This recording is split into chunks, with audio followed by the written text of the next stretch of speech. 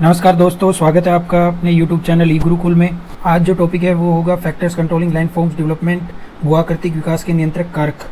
ये है optional geography paper 1 के जो जियोमॉर्फोलॉजी भूआकृतिक विज्ञान जो पार्ट है उससे।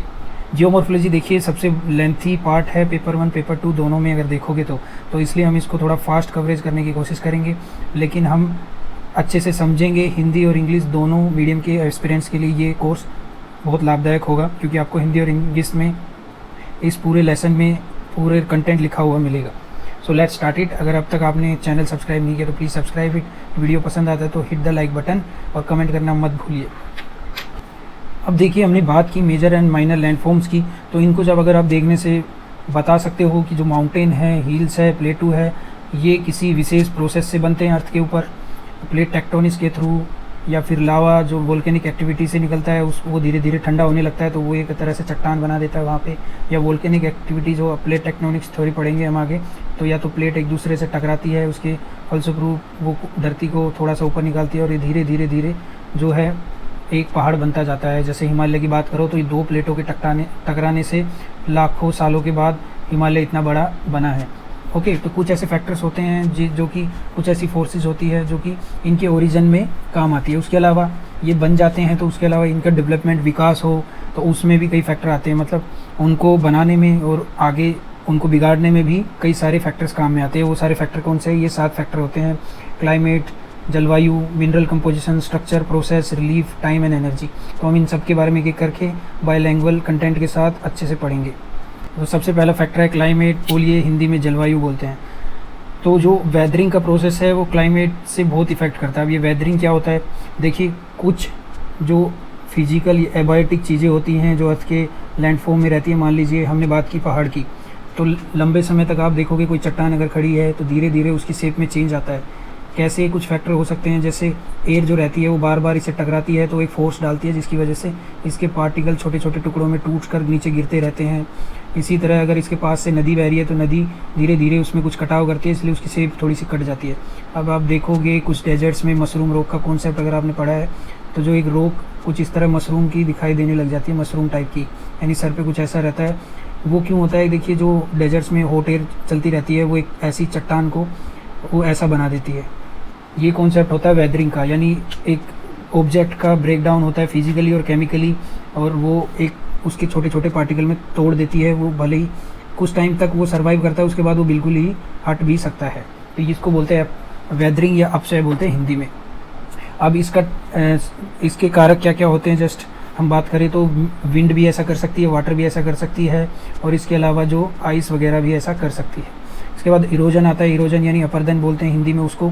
अब जैसे इस जो हमने बात की चट्टान टूट गई तो इसके बाद जो इसका जो पार्टिकल गिरे होंगे, अगर नीचे एयर दूसरी एक हवा का झोंका आता है या पानी आता है कंटिन्यूसली, तो वो जो ये टूटा हुए पार्टिकल थे इनको अपने साथ उठाता है और बाहर ले जाता है, उसके बाद कहीं और पे जाके डिपॉजिट कर देता है।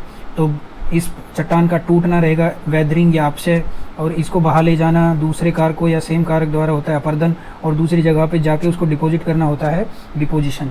ठीक है, तो 3 ये मेथड रहते हैं किसी नए लैंडफॉर्म। अब देखिए, ये यहाँ पे तो चट्टान का क्या हो गया, कुछ चेंजेज आ गए इसमें, लेकिन इसके जो पार्टिकल थे, मान लीजिए नदी बहा के ले गई।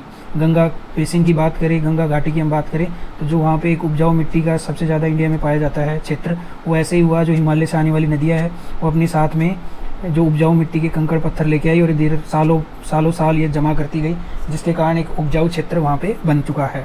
तो ये बहुत इफेक्टिव रहता है। तो इस हिसाब से जहाँ पे गंगा घाटी बनी है वहाँ पे भी एक लैंडफॉर्म बन गया अलग से। ओके, तो ये थोड़ा सा फैक्टर होता है। अब इसको क्लाइमेट या जलवायु कैसे प्रभावित करती है, तो सबसे पहले बताइए जलवायु और मतलब क्लाइमेट और वेदर में डिफरेंस क्या होता है, जलवायु और मौसम में क्या डिफरेंस है। तो देखिए, वेदर जो रहता है हमारा, आप सुनते होंगे न्यूज़ में कि मान लीजिए दिल्ली का वेदर फोरकास्ट क्या है। आप कभी भी ये नहीं सुनोगे कि दिल्ली का क्लाइमेट फोरकास्ट क्या है, वेदर फोरकास्ट बताया जाता है। वेदर क्या रहता है? किसी पर्टिकुलर डे या किसी पॉइंट ऑफ टाइम पे एक जगह की जो क्लाइमेटिक कंडीशन या एटमॉस्फेरिक कंडीशन होती है, जैसे टेम्परेचर, ह्यूमिडिटी एटसेट्रा, उसको बोलते हैं वेदर। जबकि क्लाइमेट क्या होता है? एक कुछ लॉन्ग ड्यूरेशन के लिए जो उसकी एटमॉस्फेरिक या क्लाइमेटिक कंडीशन रहती है एक जगह की, उसको बोलते हैं एवरेज। मतलब एवरेज एटमॉस्फेरिक या क्लाइमेटिक कंडीशन जो रहती है, एटमॉस्फेरिक कंडीशन बोलिए जिसमें टेम्परेचर, ह्यूमिडिटी और कुछ अलग फैक्टर्स आते हैं, उसको बोलते हैं हम क्लाइमेट। तो इन दोनों में जब आप जैसे सुनते होंगे दिल्ली का वेदर, एक दिन में वेदर की बात करें तो टेम्परेचर मान लीजिए बोल रहे हैं 39 डिग्री, हाईएस्ट टेम्परेचर, लोवेस्ट 38। और उसी प्रकार वेदर की बात करोगे तो आप बोलते हो जैसे कि भाई दिसंबर से फ़ैब तक जो दिल्ली का वेदर कोल्ड रहता है। तो वेदर एक एवरेज एटमॉस्फेरिक कंडीशन है, जबकि क्लाइमेट क्या है, वेदर जो है एक पॉइंट ऑफ टाइम पे और क्लाइमेट एक लंबे ड्यूरेशन तक बोलते हैं। अब बात करें कि क्लाइमेट इफ़ेक्ट कैसे डालता है वेदरिंग पे। वेदरिंग यानी अपशय पे हमने देखा चट्टानें टूटती है वेदरिंग की वजह से, तो इसका इफ़ेक्ट क्या होता है। देखिए, जिस जगह का क्लाइमेट अच्छा है, अच्छा इन दी सेंस वहाँ पे अच्छी बारिश होती है और एक मॉडरेट टेम्परेचर मिलता है, तो वहाँ पे आप देखोगे कि वेजिटेशन यानी वनस्पति, पेड़ पौधे जहाँ वहाँ पे ज़्यादा मिलेंगे। तो इरोजन जो है, सोइल का इरोजन हो या फिर चट्टानों का इरोजन कम होगा। क्यों? ज़्यादा पेड़ पौधे होंगे तो अगर एयर यहाँ से आ रही है, तो अगर गति से आ रही है, ज़्यादा गति से, और बीच यहाँ आसपास चट्टानें हैं, तो वो ये पेड़ पौधे उसकी गति को कम कर देंगे, जिसकी वजह से इरोजन कम होगा। अब सोइल इरोजन की बात करें अगर, तो बारिश अगर होती है तो बड़े बड़े पेड़ पौधे क्या करते हैं, अपनी पत्तियों पे बारिश से टकरा के, घने जंगल है तो इनकी गति कम हो जाती है बूंदों की, जिसकी वजह से क्या है, पानी नीचे धीरे धीरे रिस कर गिरता है। अब सोइल इरोजन या मृदा पर्दन क्या होता है कि ये इसकी जो उपजाऊ सतह होती है मृदा की, वो अगर पानी से बह जाए, किसी भी फैक्टर से बह जाए, उड़ जाए, हवा से उड़ जाए, पानी से बह जाए, उसको बोलते हैं मृदा पर्दन। वो इसको रोकती है, क्योंकि ये पेड़ पौधे पानी और हवा को रिस्ट्रिक्ट करते हैं कुछ हद तक। तो इस हिसाब से ज़्यादा वेजिटेशन होगा तो इरोजन कम होगा। अब वार्म और मॉइस्ट जहाँ पे क्लाइमेट रहता है, यानी गर्म और जो नर्म जलवायु जहाँ पे रहती है, वहाँ पे वेदरिंग बढ़ जाती है, क्योंकि गर्म एयर और गर्म पानी ज़्यादा केमिकल और फिजिकल रिएक्शन से वेदरिंग करता है। उसके बाद अगर तुषार जलवायु यानी कोल्ड फ्रोस्ट क्लाइमेट है, तो वहाँ पे भी वेदरिंग ज़्यादा बढ़ जाती है। उसके बाद टेम्परेचर क्या है कि एक जगह के टेम्परेचर में बार बार चेंजेस बहुत ज़्यादा होते हैं, यानी कभी टेम्परेचर बहुत ज़्यादा होता है और सडन कुछ टाइम के बाद बहुत कम हो जाता है, मतलब वेरिएशन उसमें अगर है बहुत ज़्यादा, घटता बढ़ता बहुत ज़्यादा है। इस जबकि in comparison to other place जहाँ पे टेम्परेचर मोस्टली लगभग एक जैसा रहता है, तो वहाँ पे इरोजन कम होगा, जबकि जहाँ पे टेम्परेचर वेरी करता है बहुत ज़्यादा, वहाँ पे इरोजन और वेदरिंग ज़्यादा होती है। ओके, इसके बाद मिनरल कंपोजिशन यानी पदार्थ संयोजन की बात करें तो एक जो मटेरियल है, मान लीजिए चट्टान की बात कर रहे थे हम, तो जो उसका जो मटेरियल है उसके ऊपर बहुत ज़्यादा डिपेंड करता है कि वो किस मटेरियल से मिलकर बना है पर्टिकुलर लैंडफॉर्म, उसी हिसाब से उसकी वेदरिंग या इरोजन ज़्यादा होगा, तो इस हिसाब से उसका जो लैंडफॉर्म डेवलपमेंट है वो काफ़ी इफेक्ट करेगा। जैसे बात करें अगर एक चट्टान बनी है लाइमस्टोन और मार्बल से, तो उसकी जो वेदरिंग हो बहुत ज़्यादा होगी। क्यों? क्योंकि इसका जो रिएक्शन है, केमिकल प्रॉपर्टीज़ ऐसी है कि जल्दी एयर के साथ और पानी के साथ रिएक्ट करता है।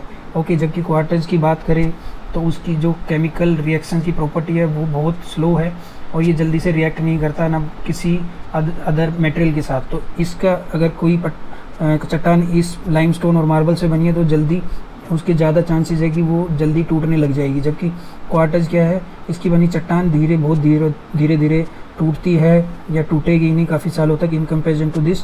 तो ये ऐसे इनके डिपेंड करता है मिनरल कंपोजिशन पे किसी लैंडफॉर्म की प्रॉपर्टीज़। थर्ड फैक्टर आता है स्ट्रक्चर। अब एक पर्टिकुलर लैंडफॉर्म भू-आकृति किस टाइप के पार्टिकल से मिलकर बनी होती है ये हमने बात कर लिया, लेकिन अब डिपेंड होता है कि उस पर्टिकुलर पार्टिकल का साइज़ कितना बड़ा है। अगर एक जो लैंडफॉर्म है वो छोटे छोटे पार्टिकल, बहुत ज़्यादा छोटे छोटे पार्टिकल से मिलकर बना है, तो उसका जो है अपक्षय यानी उसका वेदरिंग बहुत ईजिली हो जाता है इन कंपैरिजन टू जो बड़े बड़े पार्टिकल से मिलकर बना होता है। इसके पीछे रीज़न क्या है कि जो छोटे पार्टिकल होते हैं, जितने ज़्यादा छोटे पार्टिकल हो गए, अलग अलग पार्टिकल होगा, उनके बीच में किसी बाह्य फोर्स का घुसना बहुत ईजी हो जाता है। मान लीजिए एयर है या फिर ऊपर से पानी बरस रहा है, बारिश हो रही है, तो ये इसके बीच में ईजिली जगह बना सकते हैं, जबकि बड़े पार्टिकल है तो उसको कम जगह मिलेगी जाने की। ओके, तो इस हिसाब से ये रिएक्शन भी उतना ज़्यादा कर सकते हैं, क्योंकि इस पानी या एयर की जो पहुँच है हर पार्टिकल तक होगी, तो हर ज़्यादा तेज़ी से वो रिएक्ट करेगा in comparison to this. Okay, factor number 4 है हमारा प्रोसेस या प्रक्रिया। अब देखिए डिफरेंट लैंडफॉर्म्स जो है डिफरेंट प्रोसेस से बन सकते हैं। प्रकृति में बेसिकली अर्थ के कंसर्न में बात करें तो दो टाइप की फोर्सेस आती है, एंडोजेनेटिक अंतर्जात बल एंड एक्सोजेनेटिक बहिर्जात बल जिसको बोलते हैं। क्या होता है कि अर्थ के अंदर से कुछ फोर्सेस हमारी एक्ट होती है और कुछ फोर्सेस हमारी अर्थ के बाहर पे एक्ट होती है। अर्थ के बाहर की बात करें तो विंड, वाटर एट्सेट्रा हमारे कुछ फोर्सेज है जो बाहर से लग सकते हैं, जबकि अंदर की बात करें तो सिस्मेसिक वेव जो हमारी भूकंपीय तरंगे है भूकंप के टाइम पे निकलती है। उसके अलावा जो लावा निकलता है हमारा, ये होता है हमारा वोल्केनिक यानी ज्वालामुखी के टाइम पे। तो क्या होता है जब जैसे ज्वालामुखी फट रही है कई कई जगह पे, तो लावा निकलता है जो कि अंदर से कुछ पिघले हुए सब्सटेंस लेके आता है, वो जो धीरे धीरे अगर अर्थ के बाहर निकलते हैं तो वो ठंडे होने लग जाते हैं, जिसकी वजह से भी एक परत जम जाती है। कुछ लैंडफॉर्म, कुछ चट्टानें इसकी वजह से भी बनती रहती है हमारी। अब ये यहाँ पे तो निकलता रहता है हमेशा, लेकिन इस साइड में भी जाता रहता है, तो यहाँ पे चट्टानें बन जाएगी जो कि धीरे धीरे ठोस होती जाती है, जबकि यहाँ की चट्टानें इतनी ठोस नहीं होती। तो एक तरह से जो ये फोर्सेज है नए स्ट्रक्चर बना भी सकती है, तोड़ भी सकती है, मतलब विकास और ओरिजिन इनका कर सकती है। सिस्मेसिक वेव की बात करें तो ये सिर्फ डिस्ट्रक्टिव वेव नहीं है, जनरली मोस्टली ये डिस्ट्रक्टिव वेव होती है, क्योंकि जब भी आता है तो पृथ्वी को कहीं ना कहीं से स्ट्रक्चर को, लैंडफॉर्म को तोड़ता है, लेकिन कई जगह पे इससे नए लैंडफॉर्म भी बन जाते हैं। तो एक तरह से ये सब प्रोसेस है जिनकी वजह से अलग अलग लैंडफॉर्म बन जाते हैं। अब जैसे हमने लावा की बात करी, इसकी वजह से चट्टानी बन सकती है, जबकि एक्सटर्नल फोर्स जैसे वाटर की बात करें, हिमालय से जैसे नदियाँ आती है तो वो अपने साथ में पत्थरों को काटते हुए और उनके साथ में कंकड़ पत्थर लेके आती है, जो कि एक जगह पे जमते जाते हैं, जो एक चट्टानें और कहीं पे छोटे छोटे पठार, टापू वगैरह बनाती रहती है। ओके, फैक्टर नंबर 5 है रिलीफ या उच्चावच। रिलीफ होता क्या है, एक पर्टिकुलर जगह की बात करें, पर्टिकुलर एरिया की बात करें तो वहाँ का highest and lowest elevation point को बोलते हैं रिलीफ, और ये एक तरह से फ्लैटनेस का अपोजिट वर्ड होता है। आप देखिए, बात करिए एक जगह पे जो सबसे ऊंचाई वाला क्षेत्र है और एक सबसे निचाई वाला क्षेत्र है, तो उसका रिलीफ की जब हम बात करेंगे तो इन दोनों को कंपेयर करके बताएंगे कि इसका हाईएस्ट एलिवेशन पॉइंट ये है, लोवेस्ट ये है। अब ये कैसे डिफाइन करता है, ये कैसे इफ़ेक्ट करता है लैंडफॉर्म डेवलपमेंट को, तो देखिए अगर दो कंपैरिजन करो, किसी जगह का रिलीफ बहुत ज़्यादा है, मान लीजिए हिमालय का रिलीफ की बात करें तो इसकी हर जगह की ऊंचाई बहुत ज़्यादा है in comparison to other hills या माउंटेन्स। जबकि अरावली पर्वत की बात करोगे रिलीफ, तो इन दोनों का रिलीफ की कंपैरिजन करोगे तो सबको पता है कि हिमालय बहुत ऊंचे पर्वत है, जबकि अरावली बहुत कम है। तो यहाँ से निकलने वाली नदियाँ जो रहती है वो बहुत तेज़ी से आएगी और वो उनका पानी की गति बहुत तेज़ होगी in comparison to Aravalli. Okay, तो ये जितने तेज़ी गति से आएगी, जो रास्ते में चट्टानें, कंकड़ पत्थर है, उनको बहुत तेज़ी से बहा के ले जाएगी, बहुत ज़्यादा डैमेज करते हुए ले जाएगी। इस हिसाब से वेदरिंग और इरोजन भी बहुत ज़्यादा होगा। जबकि अरावली का जो है पर्वत की नदियाँ वो कम ऊंचाई पे से बहती है, तो इन पे जो ग्रेविटेशनल फोर्स है थोड़ा कम लगता है, तो ये इनकी फोर्स भी उतनी कम रहेगी। तो इसी हिसाब से जो रिलीफ है किसी जगह का वो डिफ़ाइन करता है कि वो वेदरिंग में कितना रोल निभाती है उस पर्टिकुलर एरिया की चीज़ें। ओके, फैक्टर नंबर 6 टाइम या समय एक बहुत इंपॉर्टेंट फैक्टर है लैंडफॉर्म डेवलपमेंट और लैंडफॉर्म इवोल्यूशन में। देखिए, हमने बात की थी वोल्केनिक एक्टिविटी की जिसकी वजह से माउंटेन्स बनती है, और नदियों की एक्टिविटी की जिसकी वजह से प्लेन बनते हैं। वोल्केनिक एक्टिविटी में हमने बात की थी लावा जो निकलता है वो जो चट्टानें बनाता है वो काफ़ी फास्ट प्रोसेस है इन कंपैरिजन टू कि एक जो हिमालय है उससे नदी जो गंगा नदी निकलती थी जिसने गंगा प्लेन बनाया है जो कि काफ़ी उपजाऊ भूमि है। तो ये प्रोसेस कई सालों के बाद बना था, जबकि एक चट्टान जो वोल्केनिक एक्टिविटी से बनती है वो काफ़ी कम समय में बन जाती है। उसी प्रकार अगर बात करें हम हिमालय की, तो हिमालय जो है दो कंटिन्यूस टकराने वाली प्लेटों के कारण बन रहा है, वो आज भी बन रहा है, वो फ्यूचर में भी उसका हाइट बढ़ती रहेगी। लेकिन ये कुछ इंचेज ही बढ़ता है, 10 सालों में 20 सालों में बहुत धीमे धीमे कुछ इंचेस बढ़ते हैं। तो कंपेयर करो तो जो लावा से बना पर्वत है वो काफ़ी फास्ट समय में बनता है, नदी से बनने वाला प्लेन है वो उससे लेट बनता है, और सबसे लेट तो जो पर्वत नॉर्मल प्लेट टेक्टोनिक्स थ्योरी के द्वारा बनते हैं, उनके टकराने से, प्लेटों के टकराने से बनते हैं, वो बहुत ही धीमे से बनते हैं। तो समय ये डिवाइड करता है कि किस लैंडफॉर्म की उत्पत्ति या विकास किस किस टाइम में हो सकता है, कितनी देर में, कितनी लेट, कितना जल्दी होता है। ओके, इसके बाद हम बात करें last but not the least seventh factor है एनर्जी या ऊर्जा। तो देखिए, एनर्जी एक बहुत इंपॉर्टेंट सोर्स है लैंडफॉर्म डेवलपमेंट में या लैंडफॉर्म ओरिजिन में। अब दो प्रकार की एनर्जी यहाँ पे बात होगी, इंटरनल एनर्जी और एक्सटर्नल एनर्जी, जो लैंडफॉर्म डेवलपमेंट या ओरिजिन में रिस्पॉन्सिबल होती है। इनको डिवाइड करें, इंटरनल को तो जैसे प्लेट टेक्टोनिक्स थ्योरी में बताई गई प्लेट्स हैं, बहुत सारी प्लेट्स हैं, जब हम इसके बारे में चर्चा करेंगे तो अच्छे से बताएंगे। ध्यान रखिए कि अर्थ के नीचे जो मूवमेंट है वो बहुत सारी प्लेटें एक दूसरे की तरफ आती है, जिसकी वजह से माउंटेन्स ये टकराती जाती है तो धीरे धीरे धीरे धीरे धीरे माउंटेन बनाती जाती है, जबकि कुछ प्लेटें एक दूसरे से अलग जाती है, जिसकी वजह से क्या गड्ढे टाइप के आपको देखने को मिलेंगे। तो ये कुछ प्रोसेस है लैंडफॉर्म डेवलपमेंट की, क्योंकि हमने बात की थी जो प्रकृति भूमि की सतह है उसी को बोलते हैं भूआकृति यानी लैंडफॉर्म।